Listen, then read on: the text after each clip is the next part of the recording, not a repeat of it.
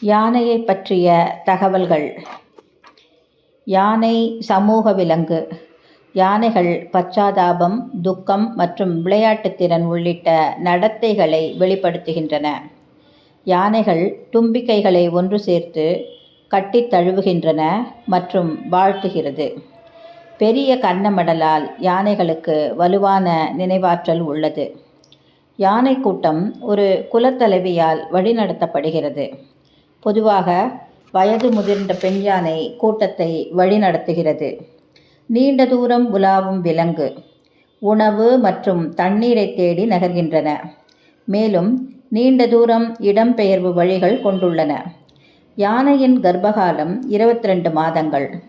யானைக்குட்டி பிறக்கும் போதே சுமார் 95 கிலோ எடை உள்ளதாக இருக்கும். குட்டிகள் பிறந்த 20 நிமிடங்களுக்குள் நிற்கின்றன மற்றும் 1 மணி நேரத்திற்குள் மெதுவாக நடக்கின்றன. யானைகள் தங்கள் பெரிய காதுகளை பயன்படுத்தி உடலின் வெப்பத்தை வெளியேற்றுகின்றது. ஆப்பிரிக்க மற்றும் ஆசிய யானைகளை வேறுபடுத்த காது மடல்களின் அளவு ஒரு தனிச்சிறப்பாக உள்ளது. யானையின் தும்பிக்கை, மேல் உதடு மற்றும் மூக்கு ஒன்று சேர்ந்ததாகும். 2 நாசி துவாரங்கள் தும்பிக்கை முழுவதும் ஓடுகிறது.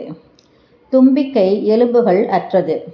மேலும் 1,50,000 தசைகளாலான அமைப்பு ஆகும். இது சுவாசம், வாசனை, தொடுதல், பிடித்தல், தள்ளுதல் மற்றும் ஒலியை உருவாக்க பயன்படுகிறது. தும்பிக்கையினால் 150 கிலோ வரை எடையுள்ள பொருளை தள்ளவும் தூக்கவும் யானையால் முடியும். யானைகளின் தோல் உடலின் பெரும்பாலான பகுதிகளில் சுமார் 2.5 சென்டிமீட்டர் தடிமன் கொண்டது.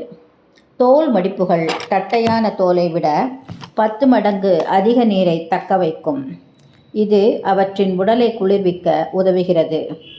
வெயிலுக்கு மிகவும் உணர்திறன் கொண்டது. எனவேதான் யானைகள் அடிக்கடி மண், தூசி, தூள் மற்றும் மண் சேறு குளியல் எடுக்கின்றன. யானைகள் ஒரு நாளைக்கு 200 லிட்டர் தண்ணீர் குடிக்கின்றது.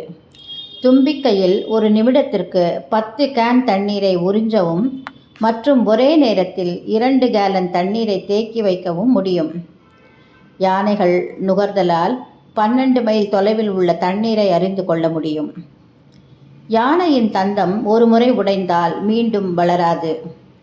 யானைகளின் உணவு கொள்ளு, ராகி, அரிசி, உப்பு, வெல்லம், மினரல் கலவை, தேங்காய், கரும்பு. தகவல்கள் முதுமலை யானைகள் சரணாலயம். நன்றி.